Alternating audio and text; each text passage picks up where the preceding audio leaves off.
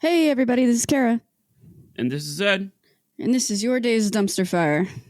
Where we don't celebrate humanity's successes, but its most fantastic failures.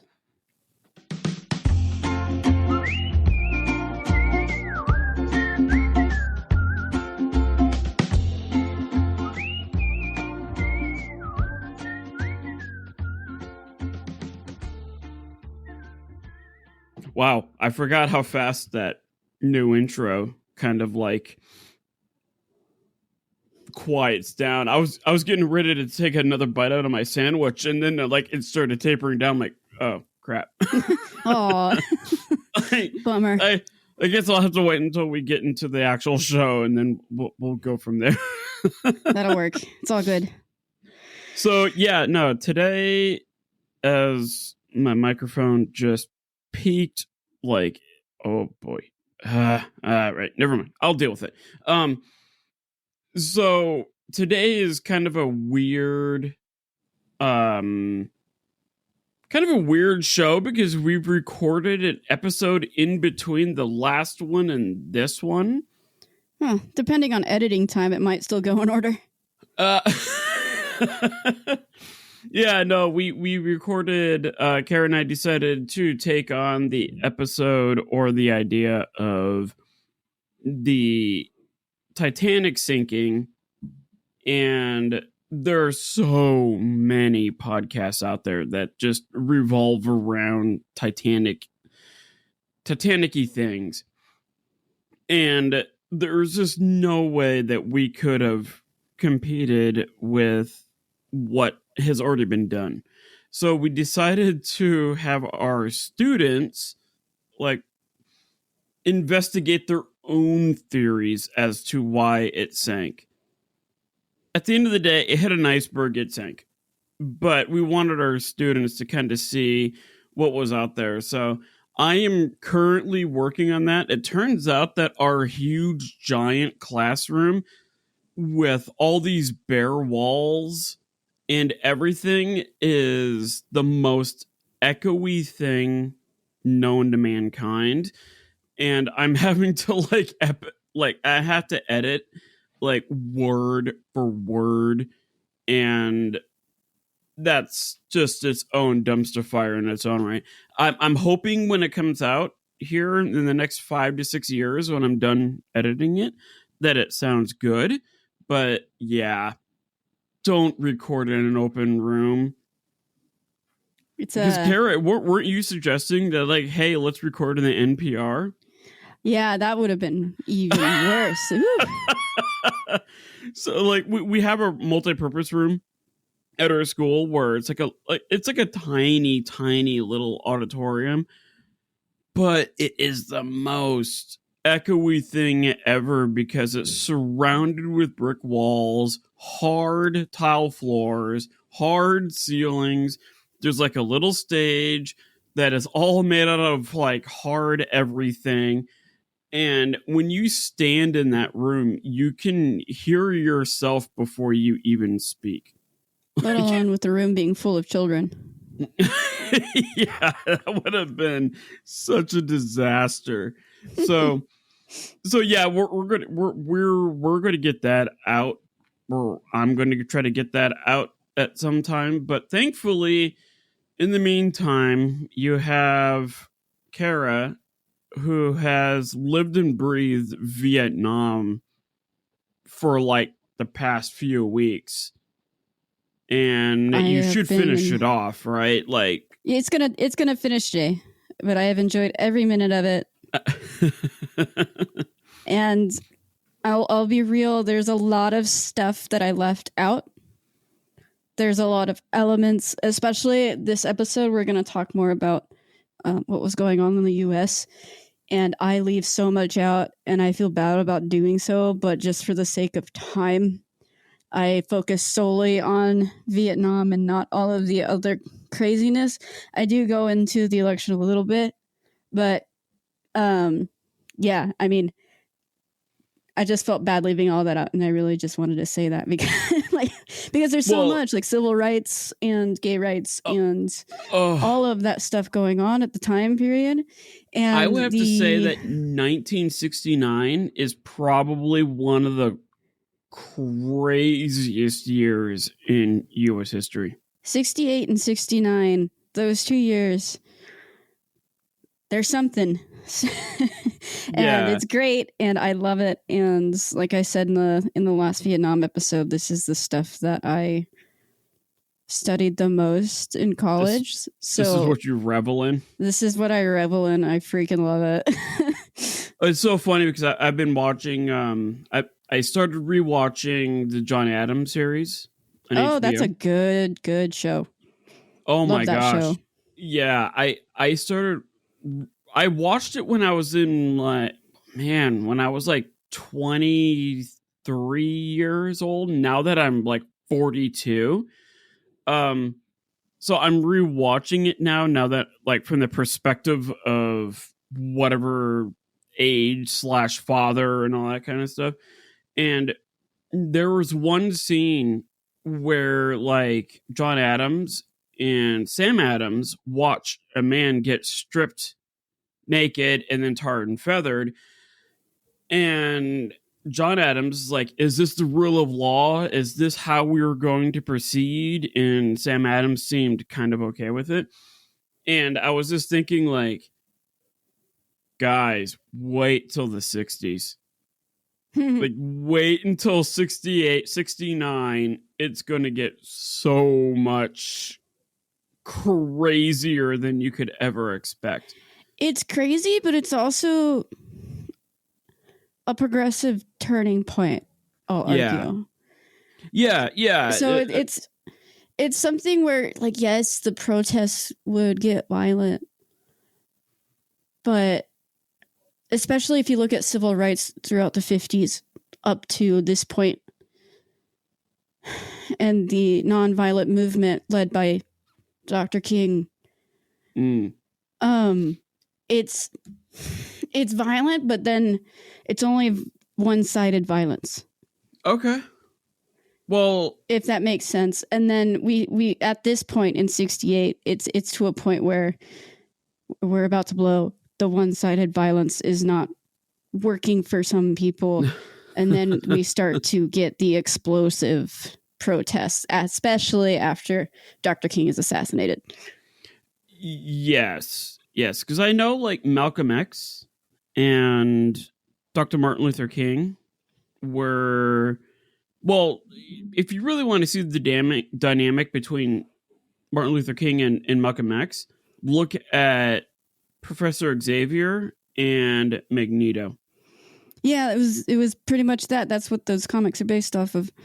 Yeah, that's what it's based on. And when you look at like the amount of tension in society in 69, people landing on the moon, people irritated that we're spending billions of dollars on this. You got Vietnam War, like you've got race issues. Yeah, it's all going to come to a head. So why not dive in? Let's recap what quickly people should need to listen to in part 1, and then let's dive into part 2. Well, okay. So for part 1, I started during the Cold War era, just after World War II. People were super afraid of communism starting to spread, primarily in the East. So some parts of Asia, especially China and the Soviet Union, is kind of the big player in that regard. So therefore, U.S. officials are super scared of communism spreading. And that's where Vietnam comes in. They were afraid that if Vietnam falls to communism, all of Asia was going to fall to communism. And that fear is so strong and prominent throughout those years that it basically ran all of the decision making.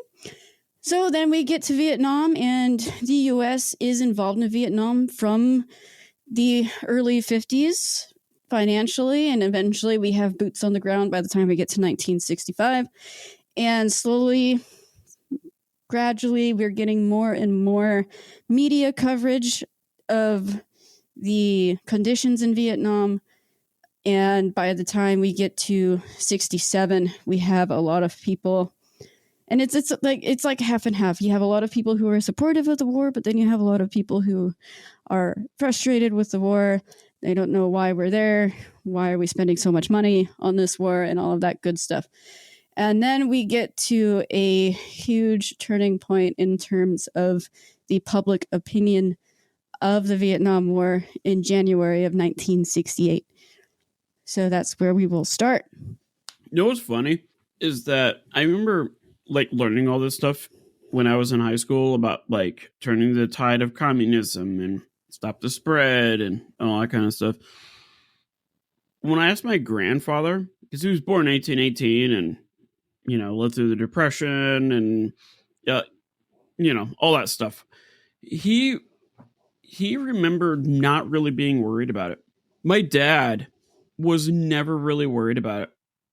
It was more of a propaganda thing that was kind of put forth by the politicians so that people could get reelected. It's almost like America was looking for a war to participate in, to kind of like, hey, look at what happened in 1941 through 1945 and look how victorious we were. Let's not focus on 50 through 52. We don't need to worry about that. Don't fret about that. We'll overlook that, but look at us.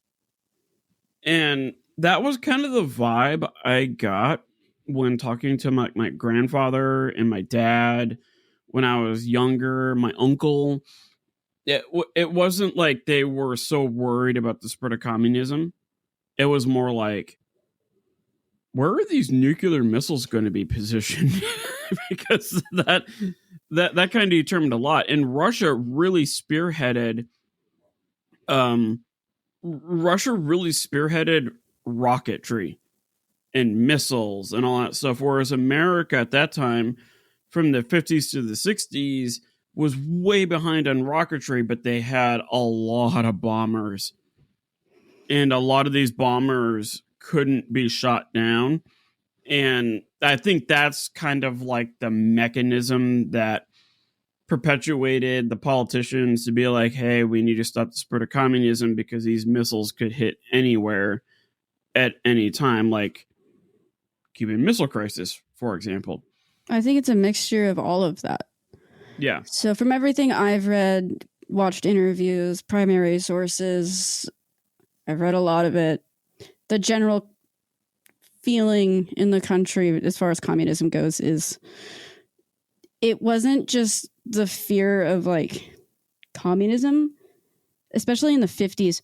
It was more the fear of being accused of being a communist, the McCarthyism of it all. Yeah. Because in the 50s... it was considered like a disease. Right.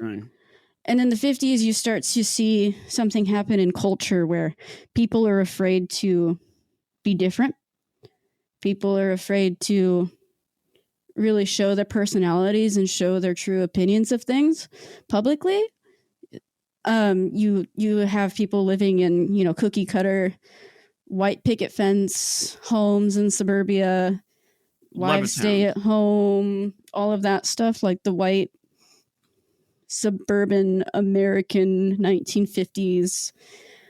And it could be argued, and I've read this in a few different sources and from some different historians, and the general consensus is there's this fear of being different and showing your true colors, and that's kind of why the culture was like that at the time.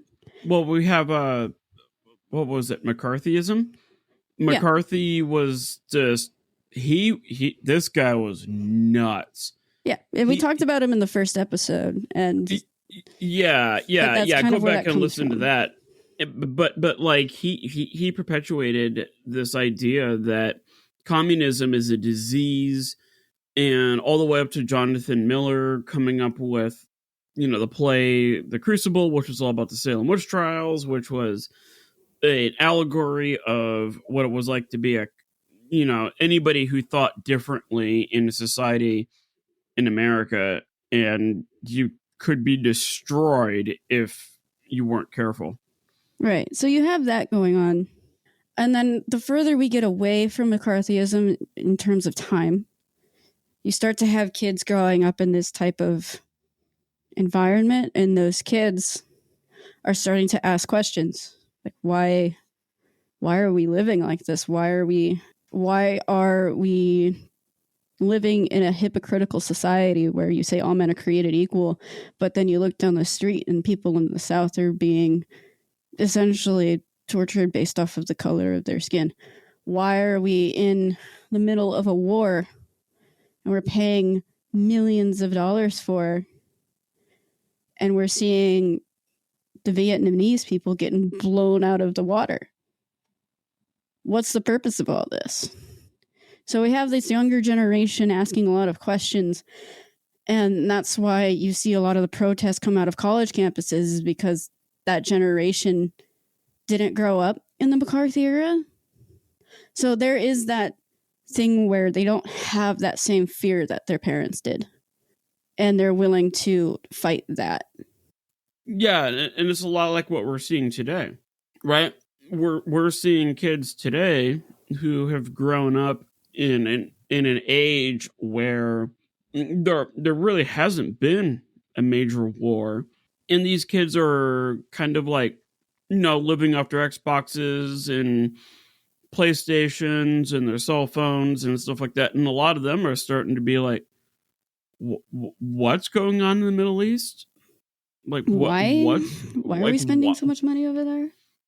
Like, why are people dying over there? And I feel like once you hit a point in a war where people start asking why, that's the time to like, okay, we need to bow out. As opposed to like World War II.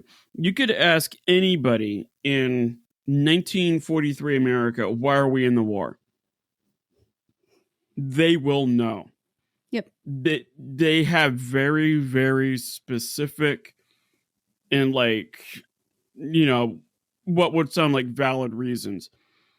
But then if you ask let's say in a fictional line, okay, it's 1969, what are we still doing fighting the Japanese?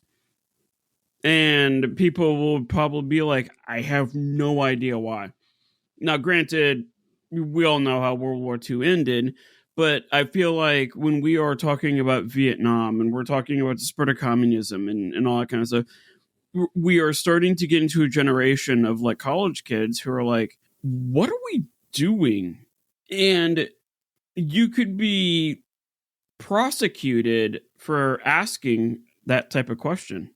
And during this time period, this generation of young people, it wasn't just Vietnam. That was the big one, but it was also racism, and it was gays, and it was anybody who was different, who were treated really bad. You start to see this young generation ask why. And sometimes they didn't get an answer. Well, what if they weren't different? What if they were a woman? Same thing. Yeah. Because women were treated differently. Women were different. They're not a white man. Yeah, but they're not supposed to be different. That's the thing. It's just like... I know, but they were. Yeah. In the 50s, they were. They were stuck in the house and they couldn't work, and they were considered to be different. They weren't a white man. Yeah. So by the 70s, we also get a women's movement as well, where women are starting to work and they're getting out of the house, and we get the sexual revolution, and they're starting to sleep with people, especially with birth control coming out and all of that stuff. So I do skip over all of that, and I feel really bad, but just know that is also a part of the American zeitgeist at this time. There's a lot going on. Yeah, women's rights is... That was my capstone in college. Yeah, that's a multi-part podcast episode. That's a whole big thing. I wouldn't call it a dumpster fire, so I don't know if we'll talk about it here, but I know my students will start hearing a lot about it come next year because I love it. So yeah, anyway, so let's get into it. We're in late January 1968. We just talked about all the things that are going on. And North Vietnam decided to choose a holiday to set off an offensive. And their goal was to end this war that has been going on for a few years now. They just wanted a united Vietnam under the communist government. That's all they were looking for. That's what they were fighting for. I shouldn't word it that way. That's what they were fighting for. While in the South, we are starting to see the Southern Vietnamese really rely on American troops and support. And we're starting to see a pattern where they would fall apart without that support, which makes it even more difficult to pull out. Well, so one of the problems is that, like, if you went to Vietnam or South Vietnam at this time, you talk to any, like, a shop owner or whatever, you're just talk to the average person in Saigon or whatnot, and they would say that this is an American war. They lost purpose. They lost purpose of what they're fighting for. Yeah, most of them honestly didn't care. They thought that this was a war fought between politicians. They had no ill will towards the North. The North average folks had no ill will to the South. And once you hit that point where even the people that you're choosing to quote unquote defend, when they don't understand what it is that you're fighting for, then what are you fighting for? And that was kind of like the big thing back then, was like, the South doesn't even care. Like, what are we doing here? Yeah. So the Tet Offensive was a coordinated attack by the North Vietnamese Communists and the Viet Cong against Southern Vietnam, and they chose multiple different targets. It wasn't just one city that they attacked. It was multiple, included Saigon and Hue and major cities, as well as some smaller areas, bases along the border, stuff like that. And the goal was to weaken U.S. and ARVN forces and force them to end the war and, claim that we have full control of the country and all that good stuff. They also, if anything, wanted the bombing to stop, because remember from last episode, we have Operation Rolling Thunder. It's still going on in 1968. We're still being bombarded by bombs. And let's just assume that bombs are dropping this entire time, because they kind of are. So January 30th to 31st, NLF forces attacked populated targets in South Vietnam, the ones that we just talked about. And a lot of these cities like Saigon and Hue were cities where American troops would go to find peace, like relax. They kind of let their guards down. Right. And I believe the U.S. Embassy was also, I think it's in Saigon, but it was targeted as well. Yeah, it was in Saigon. Yeah. And this whole thing set off, it was pretty violent, and the entire thing was televised. And for those of you who have strong stomachs, if you're students, please ask your parents before you do this, but go watch some of that coverage. Go watch some of that coverage of the Tet Offensive, the American coverage, because it's pretty intense. They don't blur anything out. There's no censorship. And there's one interview, I don't remember who the reporter was, but he's behind a wall and he has a microphone with him, and there's a soldier shooting over the wall in the middle of a firefight, and he comes down for cover, and then he goes in for an interview. like that's how crazy it was. And he interviews this guy, he puts the microphone, he's like, hey, how do you feel about what's going on right now or whatever? And the guy's like, I just want to go home. I'm scared and I just want to go home. Yeah. One of the most famous, I think, reporters was Jack Holloway. And he would go to the front lines, and he would actually have like a machine gun on his back, a camera on the other shoulder, and he was out there while being shot at. Oh yeah. And there was a general that said that you cannot go out there without a gun. And some of these reporters were pretty intense. Like, they were intense. They cared deeply about getting this information to the general public.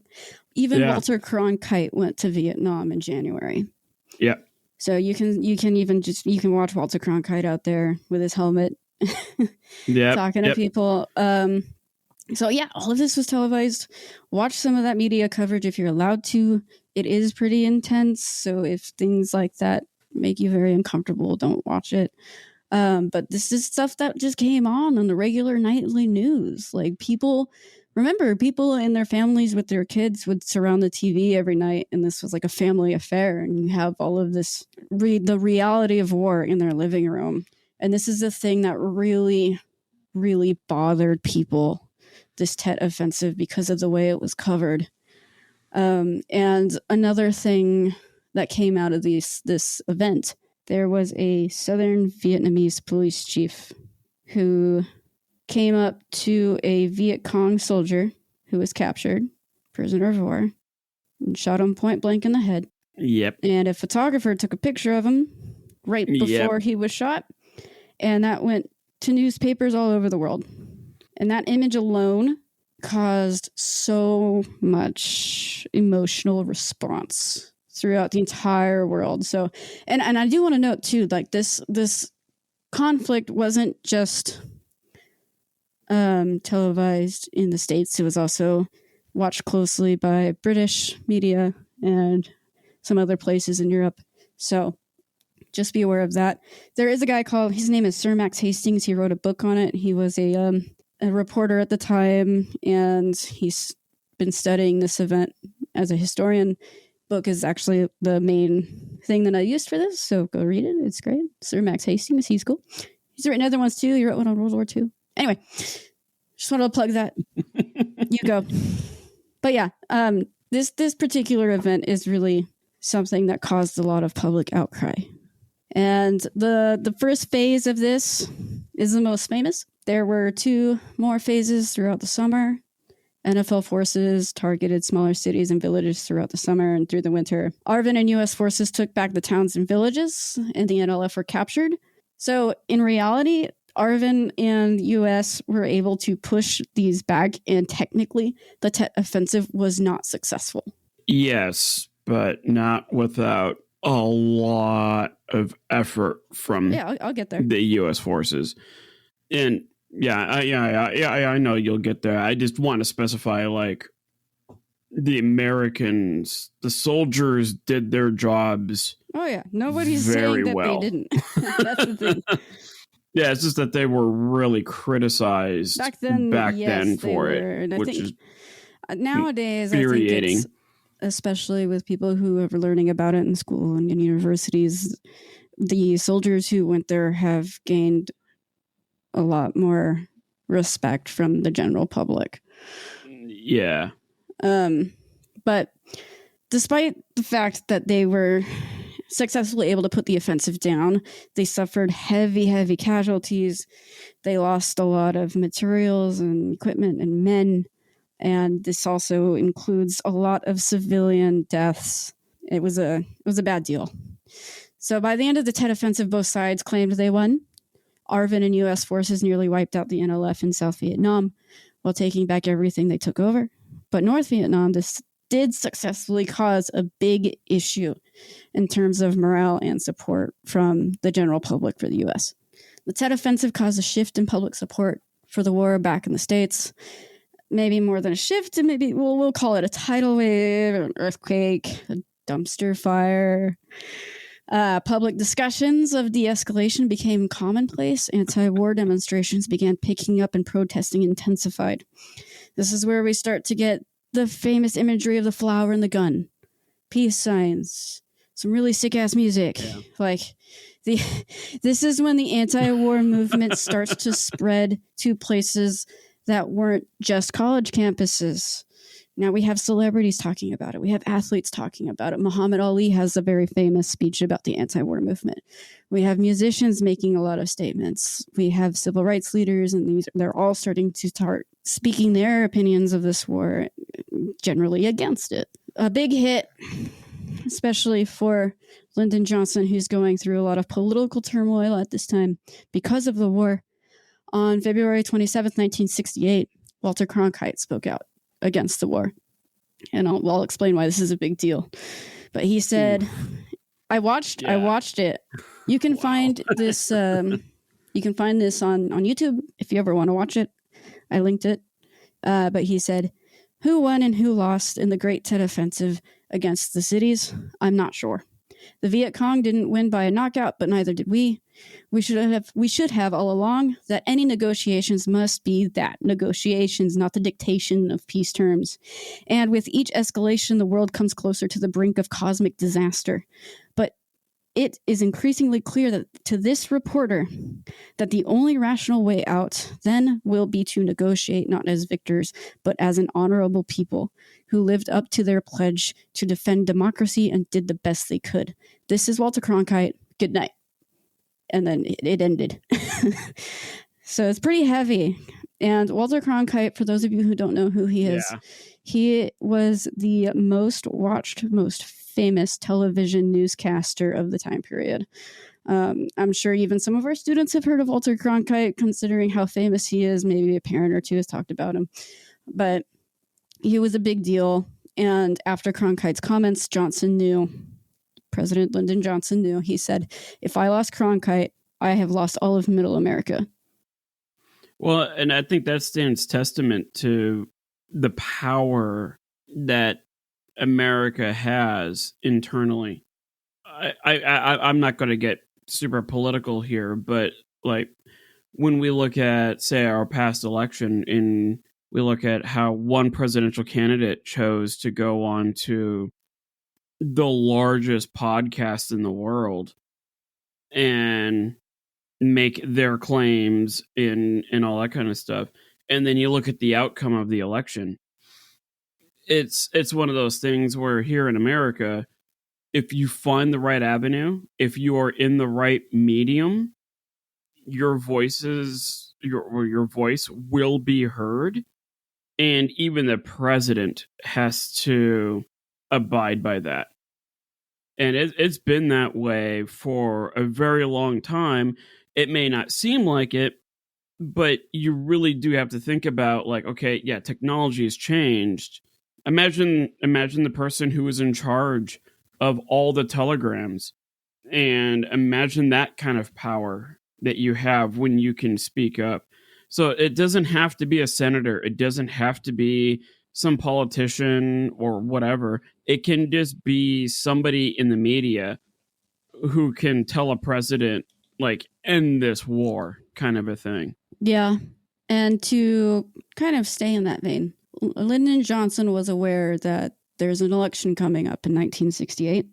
And he was coming up against a guy named, it wasn't Humphrey, it was Eugene McCarthy, I think. And Eugene McCarthy was a very anti-war Democrat going for the presidency.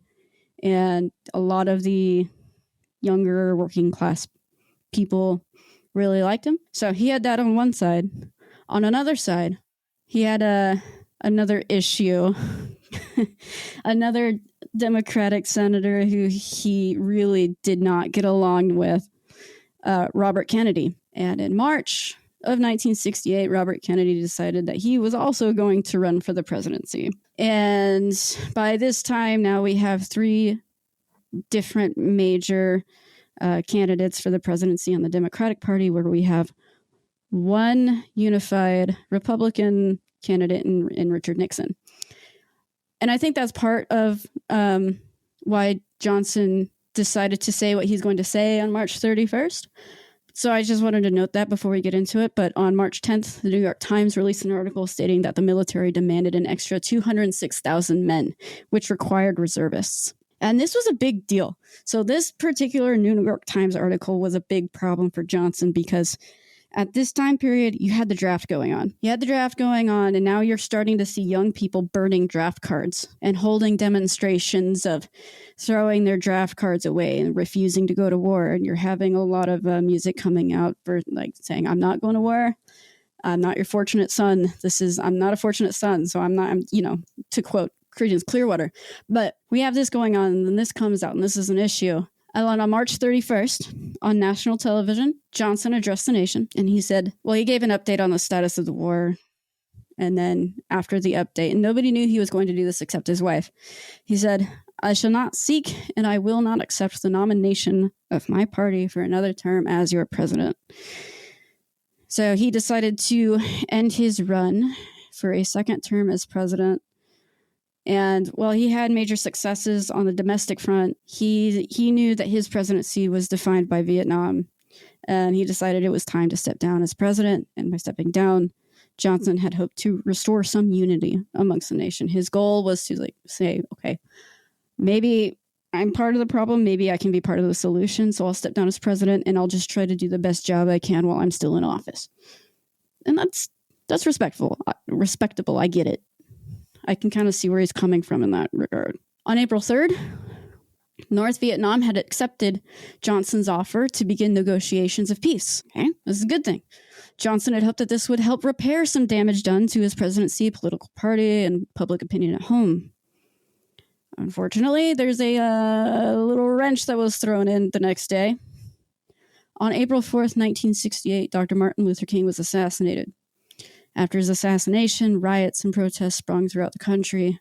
People were upset, angry, sad. The National Guard had to be called in multiple cities, and by the end of this, 169 cities reported racial violence. After King's assassination, $130 million in property damage, 24,000 arrests, 43 deaths, and 36 of them were African Americans. Yeah, if you're the president at that time, you're it's one thing after another. This is 1968. It's one thing after another. So, right. Like I said, I that is something that is a huge event, especially for the civil rights movement. I can't dive into it a lot here, but just know that I know that that's a big deal, and I wanted to note it and just make sure that it was there. Other protests began to spring up more frequently and more violently after Dr. King's assassination. Like we said, the violent outcries of people really, really came into fruition because there wasn't that leader or figurehead to promote nonviolence. Even to the day he died, he was promoting nonviolence. So after he died, it was almost like a free-for-all. There's nobody to rein him in. Most of these protests were based on race in Vietnam. Notably, there was a protest at Columbia University in New York, and that one's a big deal. Like I said, I can't go into the details, but if you want to read about it, it's pretty crazy. With Johnson stepping out of the presidential race, this left room for two Democratic candidates at this time, Eugene McCarthy and Robert F. Kennedy. RFK's run was one that was engulfed in politics with support from African Americans, working class white Americans, and young people. He promised to end the Vietnam War and also help heal the nation after the divisions the war had brought within America. By the time we get to the summer, RFK won his primaries just before the Democratic Convention in August. In his victory statement in his hotel in Los Angeles, he said, "The violence, the disenchantments with our society, the divisions between blacks and whites, between the poor and the affluent, and between age groups, or in the war in Vietnam, we can overcome them." And just as he left the area, Robert Kennedy was shot. The shooter shot 5 other people before being taken under arrest, and on June 6th, Kennedy was pronounced dead at 1:44 in the morning. It was almost 26 hours after he was shot. Many viewed Kennedy's assassination as the one that had destroyed all hope for unity and peace during that time. Can't win. Yeah, this I feel like we are like in the heart of the dumpster fire. Like, yes, we are. Like, everything's on fire. One thing after another. And I haven't even talked about the war, as in like what was going on in Vietnam, because it's just stalemate after stalemate. People are still fighting and dying and all of that. So this is just the home front. The Chicago Democratic Convention, another famous one, was met with anti-war protests that included a number of different political groups and anti-war groups. They were met with 12,000 Metro police officers, more than 5,000 National Guardsmen, and 7,500 Army troops protecting the convention site and surrounding areas. I do want to note that, yes, we did have anti-war protests planned, but most people stayed home. So this group of anti-war protesters, I think it was like maybe 10,000 people. Tops. Could have been smaller than that. I don't remember the number off the top of my head. But the fact that they were met in Chicago, in this one city, with 12,000 police officers, 5,000 National Guardsmen, and 7,500 Army soldiers, that's a lot. It's a lot. And they were there for a peaceful protest. And that's still scary. I want to emphasize that's a lot of people. It's a lot of people, but they were there for a peaceful protest. I really want to emphasize that. The day before the convention began, violence ensued when riot police officers tried to clear demonstrators who were out past curfew of 11 p.m. They used nightsticks and tear gas, and protesters eventually marched and moved to other areas of Chicago, like thousands of them. The demonstrations continued throughout the convention. Many peaceful arrests were made. Demonstrators would be arrested, and they would shout things like, "The world is watching." So I don't know if I painted a clear enough picture of this. What basically happened, and this was all on TV. This is all you can find video of this on YouTube. A lot of this is peaceful protesters getting hit with nightsticks and being arrested violently when they're fighting, obviously, but they're not doing it violently, and they're yelling things like, "The world is watching. The world needs to see what we're going through," and that type of thing. Well, and on top of that, there was a space race going on. Oh yeah, I don't really talk about that much, but it is happening. Like there's billions and billions of dollars being dumped into a space race that a lot of Americans didn't think was necessary. And there was also too, like right around the time of Apollo 13, where like, great, now we're going to lose 3 American astronauts in all this, and it's just like one thing after another. It is an absolutely wild time that we haven't seen since like maybe 1860. And then before that, it was like 1775. Like it's just one cluster after another. Be cray. Be cray. So the outcome of this protest was an absolute god-awful nightmare for the government. It was viewed generally, even to people who were just sitting at home watching this thing, as overkill on the government's behalf. Like, okay, I get you're trying to control things, but that was a lot. Vice President Herbert Humphrey would eventually win the Democratic nomination after Kennedy's assassination, but his nomination wouldn't be strong enough to hold any kind of Democratic victory or support. Americans were tired of the war in Vietnam, and this issue was one that was at the top of the ticket. Everybody cared about it. Republican Richard Nixon told the people that new leadership not tied to the prior administration would end the war. And after the tumultuous years of 67 and 68, people were ready to give something new a try. At the same time, Lyndon Johnson was trying to negotiate peace with Vietnam, and it came out later, like much later, I think in the 80s or something. I don't remember the exact date this came out. But Richard Nixon, while he was campaigning, reached out to his ambassador in Vietnam and told them not to make any deals with North Vietnam until after the election. So I just want to put that out there. He did do that. But Richard Nixon won the 1968 election with 301 electoral votes versus Humphrey's 191. The way it panned out was kind of interesting. He was down when people were going to bed, and then they woke up the next morning and he had won. So it was one of those close ones, and then he pulled through at the end. It was the same exact thing with Abraham Lincoln. Mm-hmm. He told Ulysses S. Grant, "Don't accept surrender. Don't delay this until I get reelected, and then accept the surrender. So then we have a president." And then at that time, the Republicans were in the North, Democrats were in the South. It would flip later on. But it's like, we need to make sure that the federal government in the North is completely unified so that we can pass the proper amendments and all that kind of stuff. So yeah, it's interesting how America will purposely delay a war for political reasons. Oh, yeah. I wouldn't say America would delay a war. I would say one man would delay the war for his own benefit, but Yeah. I could agree with that. I can see that. I'm just saying, like, just an entity kind of a thing would be willing to delay a war for a political gain. Not I want to say political gain, but to finish off a, hey, we've got plans X, Y, and Z that will take longer than what my duration in the office is. Therefore, we need to, like, make sure if those plans are going to go through, we have to kind of, like, not let the war end, so to speak. yeah. So Richard Nixon took office in January of 1969 with the understanding that his success depended on how he handled Vietnam.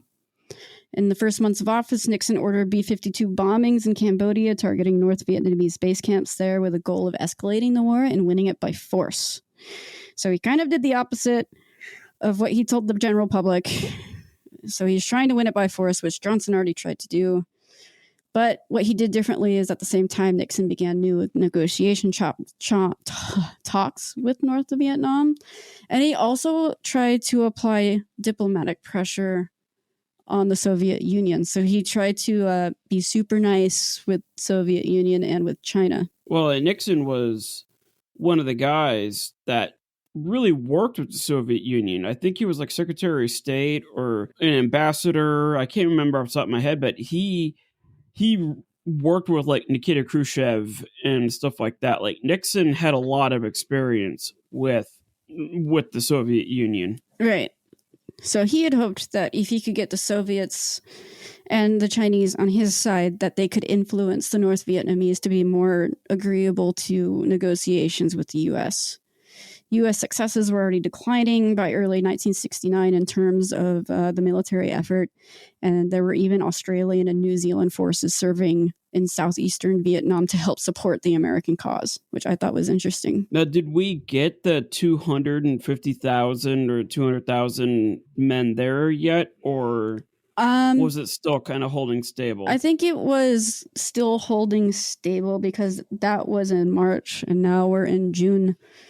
So we were probably like halfway through that process. Got it. Okay. So Nixon met with South Vietnam's president and came up with a plan to start withdrawing troops. From there on out, there was a steady withdrawal of American troops out of Vietnam, and by 1971, only 184,000 troops were there. In 1969, there were about 540,000. In exchange, the American government would assist building up and training ARVN in hopes that they would be able to combat the communists on their own.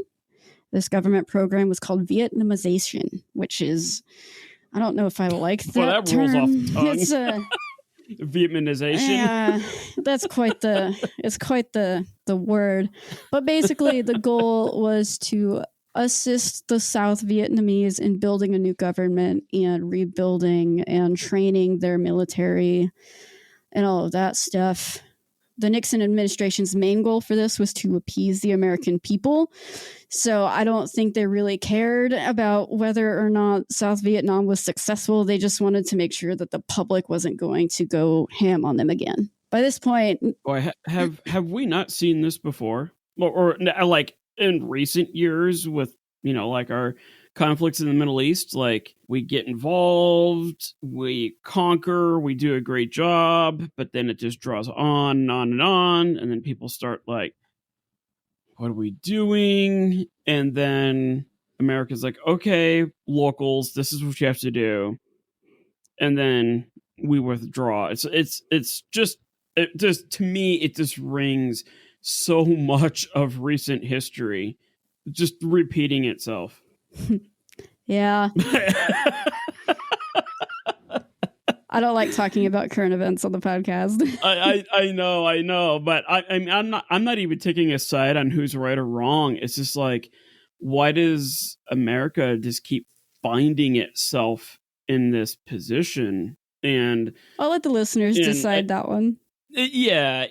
No, again, I'm not trying to take a side of who's right or wrong. It's just like, in the past, 50, 60 years, ever since World War II, America has always just seemed to have to be involved in everything. And the outcome is always the same. We see it with the Roman Empire. We saw it with the British Empire. Like, we see it with the Ottoman Empire. Like, we see it so many times where there's a point where the main superpower is almost like obligated to be involved in everything. And yeah, it's just strange to me how humans default to that, which obviously is a completely different podcast type of thing. But yeah, it's just like, like in history, you learn history so you don't repeat the past. Correct. And I will say, I personally believe that history doesn't necessarily repeat itself, but it does rhyme. Yeah. You see patterns. And I think if you really study it, that happens due to human just qualities. So the way just people can be, or human tendencies, because that's the main thoroughfare, is just people be people. And well, and there's a phrase that hard times make hard men and weak times make weak men, kind of a thing. And this is why, like, to the listeners out there, if you're younger, please, for the love of God, talk to somebody old. Talk to somebody in a group home. Talk to somebody who in a retirement community. Just talk to them, because they will tell you what people were actually thinking back then, but from the perspective of wisdom and what was learned from it. That and once you do that, then things don't, like, once you learn what happened in that dumpster fire, it's no longer a dumpster fire. You've put it out, in my opinion. But yeah, anyways, I'm tangential. By this point, North Vietnam was a disciplined totalitarian society governed by its civilians.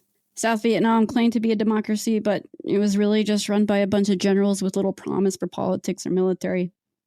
Throughout the summer of '69, Henry Kissinger, the president's assistant for national security affairs, met with North Vietnam to attempt to come up with peace negotiations, but still, they ended in a stalemate with no real progress. With negotiations not really working, Nixon and Kissinger decided that they wanted to escalate the war militarily. They met with a large team of people that included Joint Staff members, Pacific Command, and Military Assistance Command in Vietnam to try and come up with a military plan to get negotiations passed and force North Vietnam's hand. This was a fruitless effort. American casualties were declining due to withdrawal policies. The anti-war movement was still extremely strong and very fickle, and there was no solution that they could come up with. So we're still at a point where we don't want to escalate things militarily because we're almost out. If we do that, the public's going to be super upset, but at the same time, we don't have a solution yet. On November 3rd, 1969, Nixon made his silent majority speech. The speech was Nixon addressing the American people in an attempt to smooth things over politically, asking the people to give him more time and hold on to hope for peace. In March of 1970, the North Vietnamese were forced by Cambodia to move their base camps west along the South Vietnamese border. Nixon sent the U.S. Army forces into Cambodia in April as a response because they felt that they were being aggressive, and they also did not like Cambodians' interference with hopes of taking the bases. This caused a lot more violent protests across college campuses in the U.S. and in Vietnam. The NVA camps were taken, resulting in supplies and a disruption of NVA command and logistics. So that was kind of a cluster. For the audience out there, one thing to understand about Cambodia is, imagine the state of California. Like, imagine the shape of California and kind of how it like curves a little bit. Now imagine another chunk of, like, another land or another country outside of California that wraps all around that curve. That's Cambodia.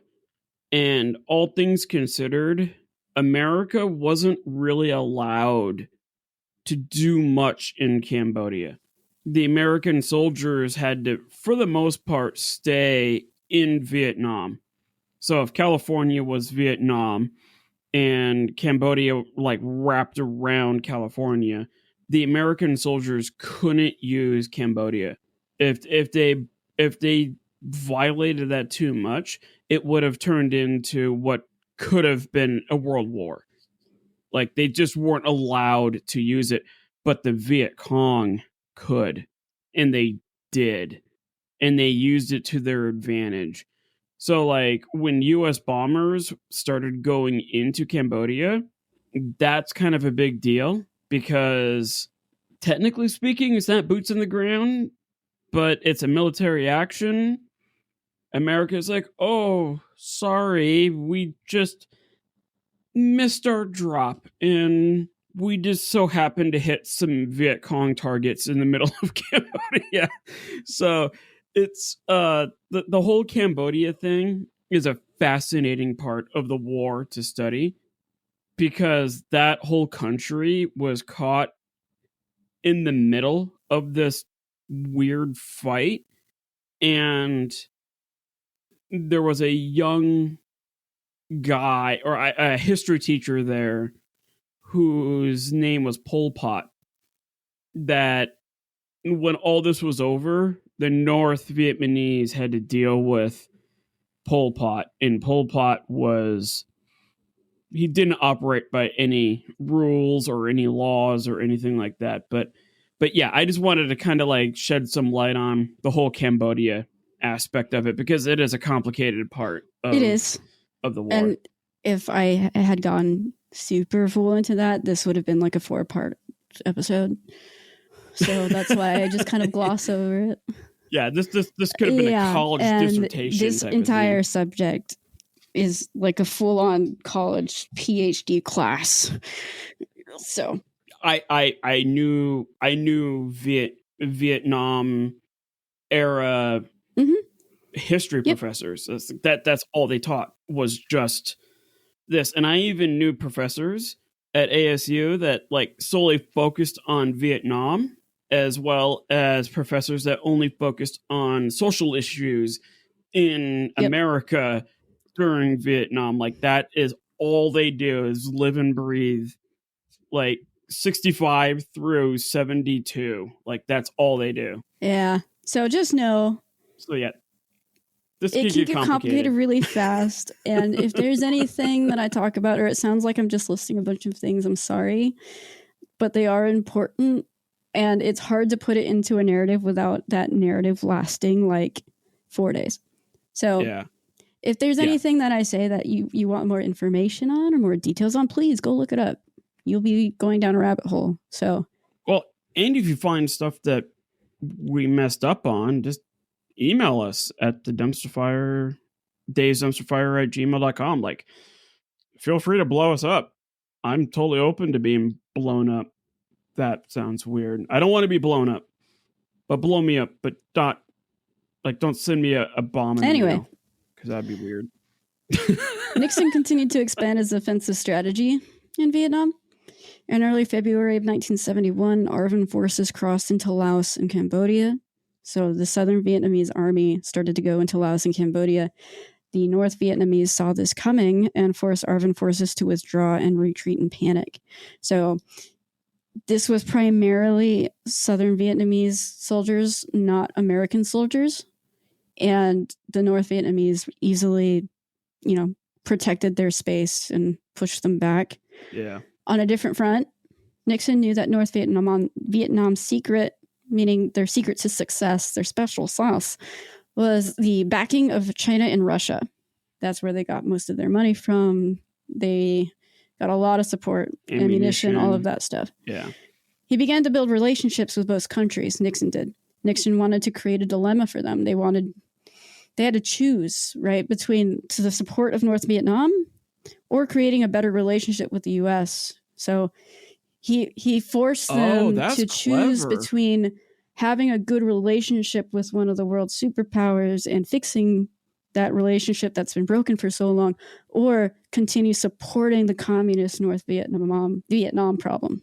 Oh, that's clever. That was his goal when he chose to diplomatically try to make things better. So it's either it's one of those things like, hey, it's either me or them. Pretty much. And we have the money, we have the manufacturing, we have the resources, and we're the number one superpower. how do you really want to throw in all your chips on this one hand kind of a thing? Yep. Man, for a corrupt politician, that's pretty clever. Gotta give him credit for that one. Yeah. Nixon continued having summits with China and Russia well into 1972. And while it was a good effort, you got to give him credit for it, it didn't work. Yeah. And Russia and China continued to support the communists in North Vietnam. On March 20th, 1972, the North Vietnamese sent 200,000 men in 14 divisions in a three-pronged attack against DMZ. So basically, they had 200,000 men in 14 groups of people, and those 14 groups basically attacked the DMZ in three locations. The Americans called this event the Easter Offensive. Yeah, just so the audience knows, a DMZ means demilitarized zone. And it was I said it in the first episode. Yeah. I'm just throwing it out there in case if somebody's listening to this before they listen to the first one. Meaning it's supposed to be neutral ground. You're not supposed to be sending military men through that. Yeah, which was the most broken thing ever. It was created on the 17th parallel, which is the line in Vietnam that separates the North and the South. Yeah. So North Vietnam pressed this super hard due to the withdrawal of U.S. troops and the underestimation of the ability of ARVN. Meaning they felt that, okay, the U.S. is withdrawing, they don't have as much U.S. support, guns, soldiers, and ARVN is a mess. Well, their assumptions were a little wrong. ARVN fought back, and the U.S. troops who were present were able to support them well, using a combination of air power and tanks. So, yes, we don't have as much troops there, but we still have a lot of military might. Yeah, the technology was there. Yep. Nixon chose to respond to the Easter offensive with a major air raid. Beginning in April, B-52 bombers escorted by fighter jets, bombed North Vietnamese bases across Indochina and Guam. So for those of you who don't know, Indochina is, back in imperialist days, Indochina is the colonial Asian area that France owned. Yeah. I'll put a map here, but it gets complicated. It's complicated. I'm not going to go into it, but we'll put in some pictures. Yeah. On May 8th, naval forces targeted the North harbors. This was called Operation Linebacker. Linebacker used air and sea to disrupt supplies and reinforcements for both the NVA and the Viet Cong. And the continued air attacks forced North Vietnam, to consider serious negotiations with both South Vietnam and the U.S. So Operation Linebacker actually did a pretty good job in trying to force North Vietnam to negotiate. Negotiations between the two sides remained at a deadlock again. In an attempt to break it, Nixon ordered even more BF-2 bombings because that's the American way. If it doesn't work, just bomb it. He ordered even more B-52 bombers in the middle of North Vietnam, called the Christmas bombings, while at the same time threatening South Vietnam of cutting off all aid. So essentially, he's bombing the heck out of the North Vietnamese while at the same time telling South Vietnam, figure your stuff out or we're done. Finally, peace agreements between North and South were settled on January 27, 1973. These settlements allowed the U.S. to withdraw the rest of their troops and return POWs to their hometowns in the U.S. Great for America, but North and South ignored all of that other stuff in the settlement, and they went back to war once the Americans left. It's fine. Yeah, and I can't name them because it's still kind of confidential. Or explosives of a mass destruction proportion. And he had to go from there, over Moscow and then land in Spain. And this is such a wild time when you really think about it. This whole craziness kind of came to a point here where this was the closest the world ever got to World War III. When you factor in just the sheer amount of firepower that America was putting into trying to stop this or we blow everything up. kind of mindset. It's read a book on it. It's crazy. After the Americans left Vietnam, Nixon tried to make threats to North Vietnam, saying he'd send B-52s back, he'd continue to bomb them, and they'd come back, but those never came to fruition. Back in the States, there was a huge reluctance to send anything militarily back to Vietnam, as you can imagine, considering there's a lot of political disruption going on. There's also a lot of economic constraints that had to be let me considered. ask you this question. I know you're like, oh God, what is he going to ask? Do you think that the North Vietnamese understood what was going on in America at that time? Yes. Okay. So, like, they fully understood that, hey, the longer we propel this, the worse it's going to get over there. Yes. Primarily the reason I say that is because back when the Tet Offensive happened, they claimed that it was a victory for them because of the unrest in the U.S. That's a pretty good answer. That's why I think like they were aware. Nice. And they have, I think still they have ambassadors over there and all of that stuff. So there's definitely a lot of communication going back and forth still. Got it. Okay. Yeah. On top of all of that stuff, Nixon was now facing impeachment over the Watergate scandal. I'm not going to get into a lot of details over Watergate. That's a dumpster fire episode in its own right. Both of us are too afraid to attack that. Like, that one's interesting. And if you want to learn more about Watergate, please go ahead. I think there is a way to do an episode on Watergate without getting political. Yeah. Because we're going to have to throw out Democrat, Republican. Like, we're going to have to really put that out there where, like, I don't feel comfortable doing that in this political climate, even though, like, we're not trying to say who's right or wrong. I'm not going on that path. But yeah, Watergate would be a very hard episode to do. Yeah, so Watergate happened. Wikipedia. And he was pretty preoccupied, let's just say. And Vietnam kind of fell to the wayside after that. On August 9th, 1974, Nixon became the first and only president to resign from his position because of it. Like I said, I won't get too much into it, but that happened. Back in Vietnam, the South and ARVN, the South's army, proved to be not strong enough to take on the communists on their own, and eventually the South fell to the North, and Vietnam was officially united under the communist government. NVA tanks rolled through Saigon on April 30th, 1975, essentially ending the Vietnam War. So, who won? Probably the North, but, you know, America really took it to the teeth, and it caused a lot of anxiety at home. While the original goal was to stop the spread of communism, amongst other things, it became a giant, expensive, huge dumpster fire that ultimately ended in a big failure. Yeah. That's it. Yeah, and it's kind of tricky because when we look at, like, the U.S. troops, the artillery, like, you look at the armed forces, there were so many cases where these soldiers came home and were heavily criticized for what they had to do, not what they wanted to do. I know one man in Vietnam. America's strategy was like kind of create these forts, I guess, but they would be loaded with cannons, and these forts could just target anything in any direction with like a couple of feet of accuracy. Like it was wild what America's artillery could do.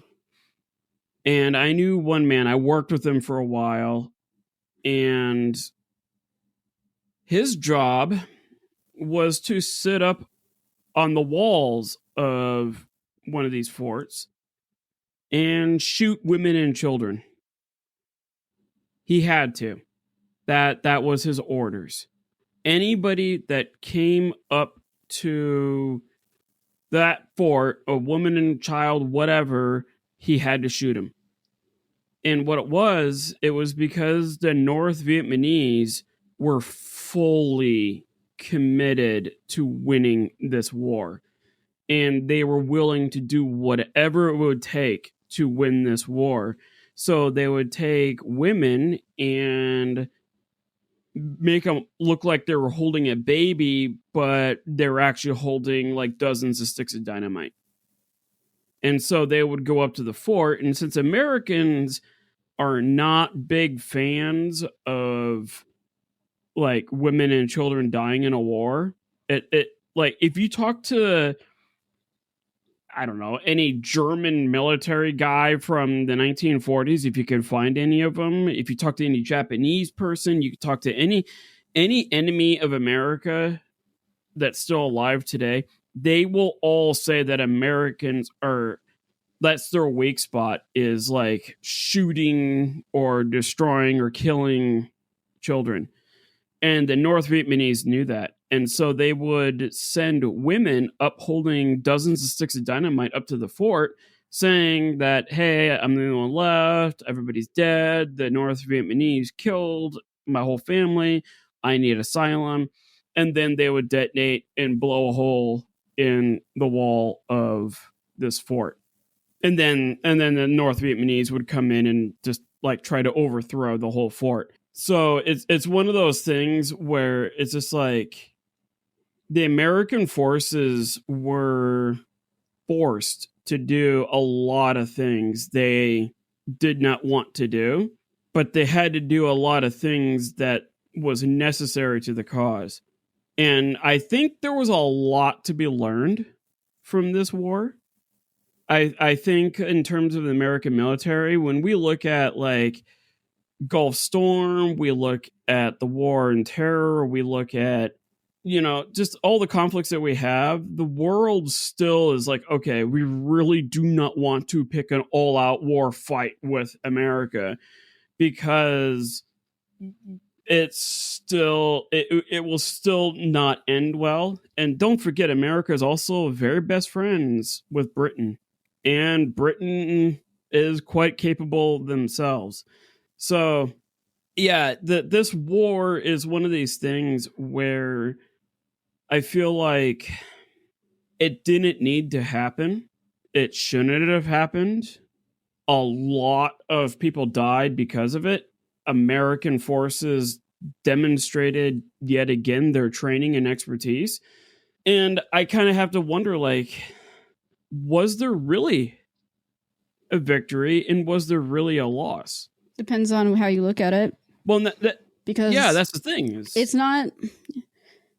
I think it would be unfair for the people of Vietnam to discredit their place, not their place, but their role. Because in the end, it was a civil war between North and South Vietnam. Yeah. And for me, I feel like in the end, it was a victory for the North. And it wouldn't be fair for the efforts of South Vietnam to discredit any effort for anybody. Well, and that's the group of people that I feel the worst about is the South Vietnamese. Because a lot of the South Vietnamese really didn't care about America. Like, I don't care. Like, I just want to just farm, work, make a living. Like, I don't care what government we live under. Like, I don't. And there was a lot of South Vietnamese that was working with the North, and that was probably the most complicated part because Americans came in trying to trust the South, and this part of the South was siding with the North, part of the South was siding with America, part of the South was just indifferent. And it makes me really wonder what would have happened if Britain got involved in the American Civil War, because that's kind of the position. That's the only difference is that you're right. The North Vietnamese and South Vietnamese, they were in a civil war, and America got involved. When you look at the American Civil War, it was the North versus the South, and Britain was watching on, like, what part do we play? And I don't think they, if I remember correctly, they didn't want any part in that action. actually they did, because of the Southern Cotton. And well, there is that whole thing. We're not going to yeah, get no, into no, that no, right yeah, now, no, but I'm not going to get into that, but it was one of those things where, like, Abraham Lincoln was an absolute boss, and he kind of, like, reached out to Queen Victoria and said, hey, let's look at it this way. And Victoria was like, I agree. And then she backed off, because don't forget, Britain had completely tried to blockade the North and all that stuff. yeah, But then they backed that out. has its own complexities too, though. Yeah. No, what I'm saying is, it's just like, it's just so fascinating to me to look at the Vietnam War and look at what happened there with America getting involved versus, like, the American Civil War and what would happen if Britain got involved. Yeah. And yeah, it's one of those things where history repeats itself, but I don't know. I just don't know if there are any winners or losers in this, because Yeah, that's the thing about the Vietnam War if you're looking at it from an American perspective. well, especially today, like, Yeah. I'm sorry, the American troops did their jobs and they did it very well.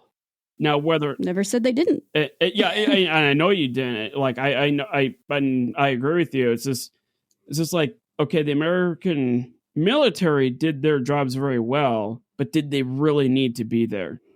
Right. And I guess that's still the question. It's just like, to what degree? And that's why I don't want to become the president of the United States, is because I don't know when to get involved and not get involved. Like, right. As soon as I do, I'm gonna piss off half the world. Like, yeah, it's tough. but yeah, no, that's a fascinating case study, and I was kind of wondering how you're gonna do it. I know I said it in the first episode, but I was also kind of wondering, like, how are you gonna, like, wrap this up and not make this versus, like, Democrats versus Republicans and all that stuff, because there was a lot of that going on back then as it is today. But I think the approach that you took is just like the average person, the average American. It's like, what are we doing? Well, when it comes to this time period, it was highly politicized. But when you're going to do anything involving historical research, your best practice is to do an unbiased account. This is the facts, this is the events. You decide what was right or wrong, but this is what happened, and you take out of it what you will. Yeah, I agree, and I think one of the morals of the story is that who cares if somebody's right or wrong? Like, I don't know. I'm not going to pick a fight with somebody over something as arbitrary as politics. Like, I'm not going to hate somebody over that. And that I feel like that was coming to a head in Vietnam. But that's also excluding the race issues, the gay rights issues, the women's rights issues. I was going to say the complexities of this decade has to be taken into account. Yep. So but I think I remember saying, remember when you and I were in Austin and we were touring that museum that took us, that the LBJ? Yeah. That took us like 3 hours to finally find it. And we were all gross when we got there. Oh God, Austin, you guys reign supreme when it comes to humidity. Yeah, that was awful. It was terrible. But yeah, I remember like going through the LBJ library and seeing everything, and I'm just like, this sucks. Not in terms of the museum. The museum is brilliant. The museum was great. Yeah, it was really nice. I encourage everybody to go there because there's some really, really cool stuff in there, including a segment of the civil rights bill that he passed, which was like, 3 stories tall and hundreds of volumes of laws. But I just looking at the stuff that he had to deal with, and I could care less about his politics. It's just like, how do you How do you manage that? Yeah. Yeah, it's a lot. It's There's kind a of lot like going when on. President Bush got in, and the second one, Junior. I don't care about the politics, but like, man, he got in. There was a shuttle explosion they had to deal with, and then 9/11, and then the whole thing in the Middle East, and then like economic recession. And I I don't care who's in office. That's an awful job, and I have no idea why anybody wants that job, because I wouldn't want to do it. I'm good with, doing my little history thing and teaching my classes. That's fine. exactly, yeah. And you look at anybody who's ever accepted the position of being president of the United States, you look at them at the beginning of their term and the end of their term, and they've like They've whether they're aged in, like 10 years or before. I would say 20. I mean, Yeah. it's like It's it's like pretty. every 4 years is 10 years of aging.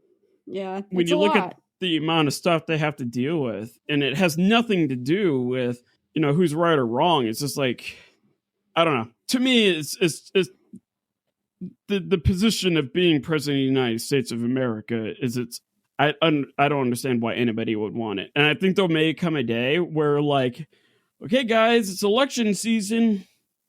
Who's our nominees? And like nobody raises their hand. I can see that happening someday where like literally nobody wants the job. Kind of like being the Roman emperor at the later stages of the Roman Empire. It's like, who wants to be Roman emperor? I value my life. Thank you. Yeah. The number one cause of death of Roman emperors was being a Roman emperor. Right. So yeah, no, that was awesome. I thoroughly enjoyed that. I actually learned a lot. I thought I knew my fair share of Vietnam stuff, but apparently I don't know anything. So a lot of appreciate that. Yeah, I took the approach of a lot of home front stuff, so that might be why. I had some military stuff in there, but my wheelhouse is like social stuff, so that's kind of the lens I went through it with.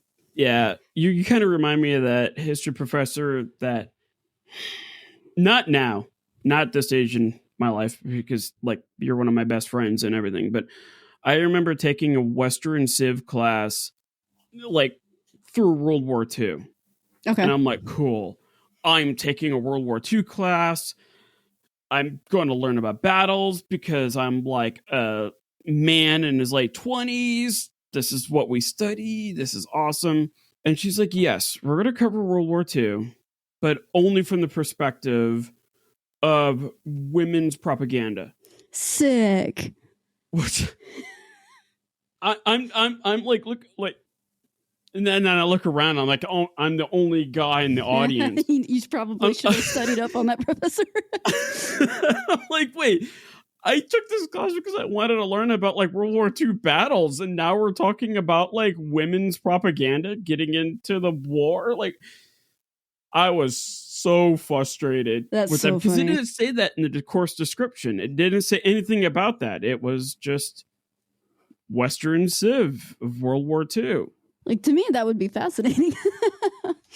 Well, that's the reason why I took it, because that course description was super fascinating. And when I get in there, the professor was just like, yeah, we're going to look at it only from women's propaganda to get into the war. Well, that's what I'm saying. As a woman, that would be really fascinating. But I'm just like, no, I took this because I want to learn battles. But that's then funny. What's fascinating is I actually learned a lot from that. And it's one of the reasons why I'm writing a book. Mm-hmm. About the women who worked in the factories of World War II. Yeah, makes sense. So it worked out well. It's kind of like the time I took a typing course, intro to keyboarding, because I was going to marry this girl in junior high, and I got in there and I thought I was going to learn how to play like the keyboard, like the electronic like keyboard type of thing. And I get in there and there's no keyboards. Like, where are the pianos? Yeah, where are the pianos? And where is the love of my life? I'm just like looking around, like where is she? she had dropped the course, probably because for the same reasons why I was going to drop the course. But it was too late for me and I was stuck in there. So I had to learn how to type. And again, this much like that course in college, that was like one of the most useful courses I've ever taken. So there's something to be said about learning from your dumpster fires, including the ones that involve Vietnam. And I do want to specify specifically for those Vietnam vets out there, you did a damn good job. You did your job. You did it well. You did it better than probably anybody else in history. And I don't think there's anybody in America now, at least not from my house, that has anything against any of them. And yeah, you sacrificed everything. And that, I think, is the American victory out of it, is these soldiers, these kids barely out of high school, did what they had to do. And yeah, there will never be any complaints from us, hopefully the millennial generation, about what they went through, what they experienced, what they accomplished.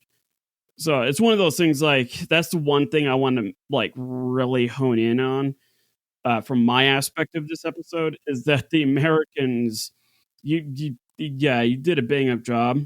And even though we backed out of it, and technically speaking, the communists won, yeah, you American boys, you did all right.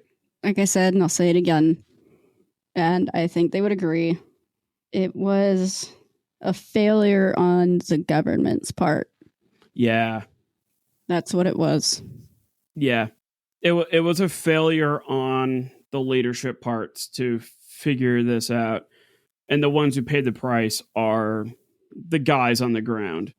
That's usually how I view modern warfare in general, is the people in the offices making the decisions. That's a completely separate entity than the people on the ground. Yep. And I actually reduce it a little further. I think the ones that really, really pay the price, when I look back at all the history that I've studied, all the wars and all that stuff, the ones that ultimately pay the price are the children. Yeah, you've said that. I think you said that last episode. Yeah. That's whether it's a policy issue in a school, or argumentative teachers, or whatever. I don't care. Any sort of problem, conflict in the world between adults, the children are the ones that pay the price. And so it's one of those things, like, hey, if you learn anything from this show, like, bear in mind, if you're in the middle of a dumpster fire, our kids are going to be ultimately the ones that pay the price. Just keep that in mind as to how much crap you want to throw into that dumpster fire. Kind of a thing. So yeah, no, that was a great 2 episodes. I thoroughly enjoyed that. So if you like what we're doing, hit up our website, where we are going to get that updated. Yeah, we're working on it. Working on it. We have an Instagram page, and visit us on thedaysdumpsterfire.com. Please email us. It's quite okay to email us at thedaysdumpsterfire@gmail.com. Like, obviously, smash that like button, hit that subscribe button. Like and subscribe. Like and subscribe. But really, like, it, honestly, if you like what we're doing, and if you have ideas for us, we are a community. We do listen to people. We do want more ideas. I think Nathaniel wants us to look at that guy that tried to like take over Svalbard, that failed miserably. Yeah. I got an idea about Nazi scientists creating an anti-nausea medication that resulted in thousands of birth defects. Like, we do pick up ideas from the audience. Email us. You can also text us, which is kind of cool. So if you go to, if you follow the links in the show notes, you can click on a link there where you can actually send us a text message. And don't worry, I'm not posting carousel number on there, not yet. No, please don't. Email's fine. I get the emails on my phone. Yes, and I get the text messages. So, yeah, if you want to send us like a text message, go for it. It's kind of like the new thing that is being parsed out from the podcast 2.0 movement. And yeah, like just hit us up and then blow your family up. That sounds weird. Don't blow your family up. Like, let them know about the show. If you have that weird uncle that is all about smoking meat and studying World War II history, that's a good candidate for this show. Like, anybody who's into history, anybody who's into things going wrong, or if you've got somebody that you know that may be going through a rough time because they screwed up somewhere, that's where this show comes into play, because I assure you, yes, you may have screwed up, but there's always worse. Spread the word and let them know. And the easiest thing to do is just to grab their phone and then to subscribe them. And then they'll get notifications and all that stuff, because there's a lot of people out there in history, as I just burp into the microphone. There's a lot of people, a lot of history nuts out there that don't know how the whole podcasting thing works. Just grab it, subscribe to it, hit the notification thing, and then they can listen to it whenever we get an episode out. Kara, do you have anything you wanted to add? No, you pretty much covered it. What about your artwork? It's there. No, if you want to check out my artwork, you can see it on Instagram at kmsmalls.draws over there. So it's hanging out. She did some stuff about Napoleon that was amazing. In fact, one of her drawings is a birthday present given to me, which once I get a paycheck, I'm going to go buy a frame. I'm running out of, as I'm looking around my office, I'm running out of room of where to hang up your artwork. I'm thinking above my shelves. There you go. With my Saturn V rocket and Yoda, and so I may start like classifying that part of the wall as the Kara art wall. But yeah, no, check out her stuff. We also will have it on the website. It's pretty epic stuff. It's very nicely done in terms of like themes of our episodes and whatnot. So yeah, thanks for joining us on this particular dumpster fire, and stay tuned because we have a special episode coming out involving our students. Please mind the audio quality. I had no idea what I was doing, but we're learning. You know that by now from me. We're learning. Yeah. So in the meantime, yeah, guys, keep it a hot mess. Bye.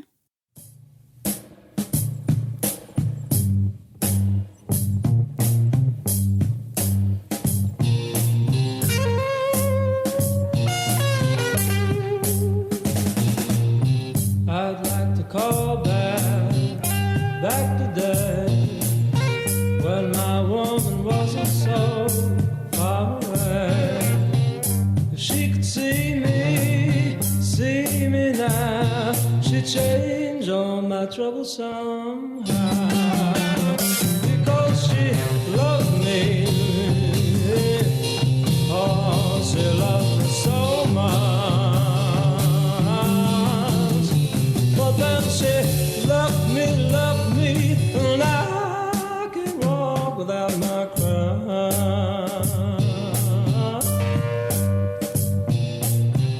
We all need people to love and trust, to bring the best out in each and every one of us. I wanted her to see me now, so she could change all my troubles.